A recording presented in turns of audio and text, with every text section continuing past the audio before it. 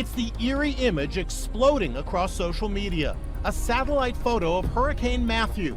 It sure does look like a smirking skull. Weather Channel senior meteorologist Stu Ostro was the first to post the image to Twitter. So is it real or photoshopped? It is 100% legit, authentic. I didn't change anything on it, didn't change the contrast, didn't change one single pixel. That is the way it actually appeared. The poorest country in the Western Hemisphere, denuded, devastated by another natural disaster. Only now, 3 days after Matthew, are we getting a clear picture of what the aid agencies are facing. From initial estimates of 5 dead, the count is now 300 and rising. 1 million people are affected. There are reports at least 80% of the homes are destroyed. Haiti was already in the grip of a cholera epidemic, which has killed over 10,000 people since 2010. And in this environment, with sewage canals inundated, disease will spread.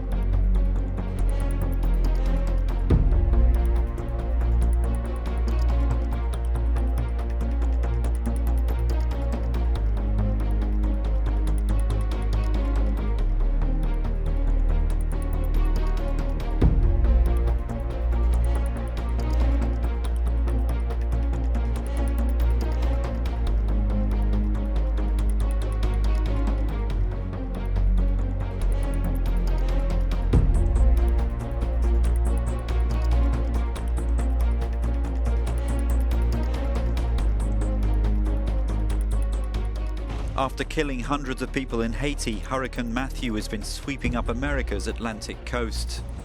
Winds of nearly 200 kilometers an hour were recorded. Florida now, where the northeast coast has not seen a storm like this in decades. The storm surged more than 4 feet, breaching dunes and flooding city streets from St. Augustine to Jacksonville. The damage left by Matthew, catastrophic. Watch this wall of water blast right through the dunes, rushing into the city streets. In his aftermath, swallowing whole roads. This morning, over 1 million Floridians still left in the dark. This storm has just broken all sorts of records, and incredible to be an October storm like this. Hard to get your head around what this storm has done across the Caribbean, across Haiti, across the Bahamas, and across Florida, and now the Carolinas and Georgia. And look at these before and after photos. Kitty Hawk, North Carolina, showing the devastation there. This morning, the governor of North Carolina urging thousands more to evacuate, telling residents the sky may be blue, but the danger from Hurricane Matthew far from over. Everything is underwater. Up to 18 inches of rain fell in the eastern part of the state. That rain plus runoff from the rivers now rushing towards the coast.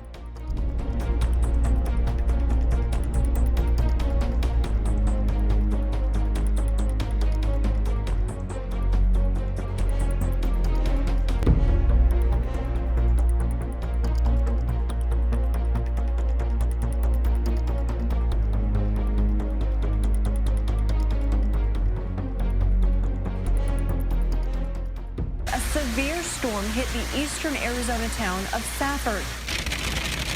Wild weather came storming through Safford without warning. It looked like winter with the ground covered with hail and all the trees stripped. It was a frightening sound. The National Weather Service estimated the hail was 2 inches in diameter and up to 6 inches deep in some spots. And check this out. This storm put a damper on the fun at the Graham County Fair. Wind gusts toppled over tents and booths.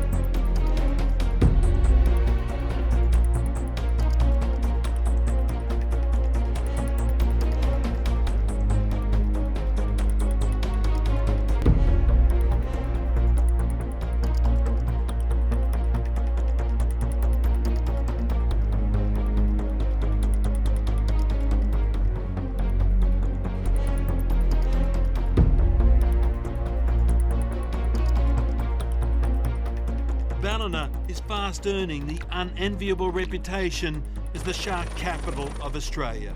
Since February last year, the strip of coastline has witnessed 4 attacks. Shark attacks are increasing around the globe. Shark attacks have increased by a whopping 69% in the last decade. Most of the attacks occurred in just 6 places: the U.S., South Africa, Australia, Brazil, the Bahamas, and the French territory of Reunion. Irvine resident Mario Foca shows us this cell phone video he shot. You can see the coyote charging at him. He believes it was after his small dog. A few days later, a more serious incident happened nearby. A 6-year-old boy was bitten by a coyote at Springbrook Playground in the Woodbridge community in Irvine on Sunday. According to a witness, the boy's father had to fight the aggressive coyote off. This is the 3rd reported bite in the last few months. Growing number of people in California are being sent to the hospital for dog bites. It's becoming a big problem. Serious dog bites requiring an emergency room visit are up 44% in California over the last 10 years. Newly released numbers from the California Office of Statewide Health Planning and Development show the dramatic increases in dog bites between 2005 and 2015.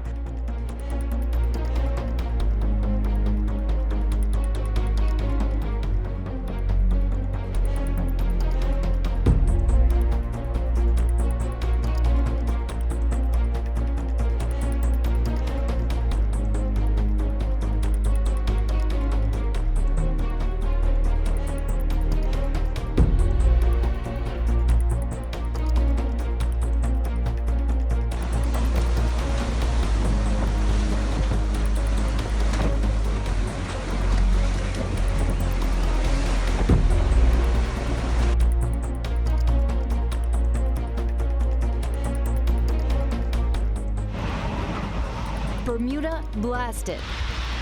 Furious winds in the hurricane reaching 120 miles per hour. As Category 3 Hurricane Nicole went barreling across the island, gusts were measured to 104 miles per hour. Can't see much, everything's white out. Nicole is the 2nd major hurricane in the Atlantic in just 2 weeks. Always impressive from space, you can see the eye.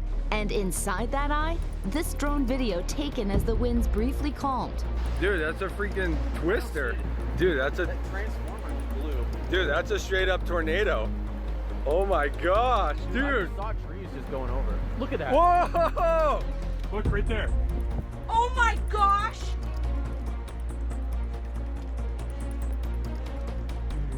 I hear it. Yeah. Oh my gosh. We gotta get in the house. Get in the house.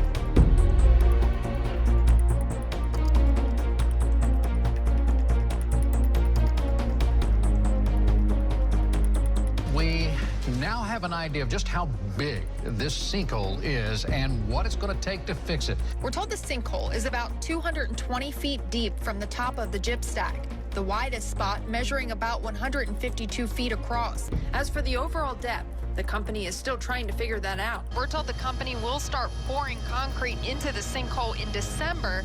They hope to finish by next May or June. Look at that map. Record highs as of Monday. Dodge City, Kansas, they've never hit 100 plus in the month of October until yesterday in recorded history. St. Louis, Missouri had a record high. We could do it again with records possible from Dallas, Texas, right through Washington, D.C.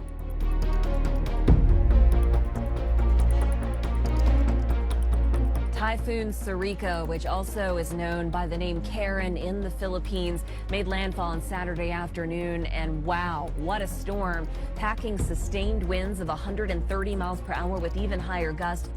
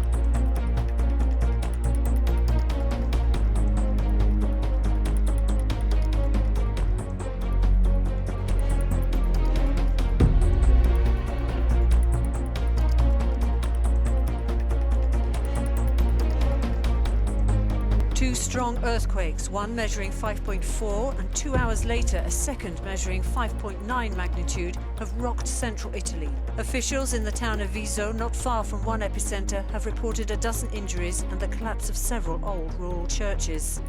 Both quakes were located in Macerata province, but were felt across a large swathe of central and southern Italy. They were even strong enough to register more than 150 kilometers south in Rome. It was just 2 months ago that a powerful earthquake toppled villages and killed nearly 300 people in the same region.